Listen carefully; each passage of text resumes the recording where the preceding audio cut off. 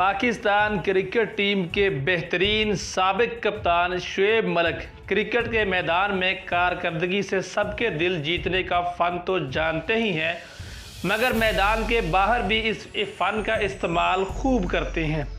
शुएब मलिक के फैंस उस वक़्त उनकी तारीफ़ करने पर मजबूर हो गए जब वो पाकिस्तान सुपर लीग यानी कि PSL की तैयारी के लिए नेशनल स्टेडियम कराची में एक बच्चे की मोटरसाइकिल पर उसके साथ बैठकर पहुंचे। ये देखकर वहां मौजूद सिक्योरिटी एहलकार भी मुस्कुराए बगैर न रह सके, जबकि शुएब मलिक ने उस बच्चे की फरमाइश पर उनके साथ तस्वीर भी बनाई। इस लम्हे की वीडियो सोशल मीडिया पर वायरल हो गई है, जिस पर क्रिकेट शायकीन एक छोटे से बच्चे के साथ इस तरह मोहब्बत का इजहार करने पर शुएब मलिक की खूब तारीफ़ कर रहे हैं। आप भी अपने राय का इजहार नीचे कमेंट सेक्शन में कर सकते हैं।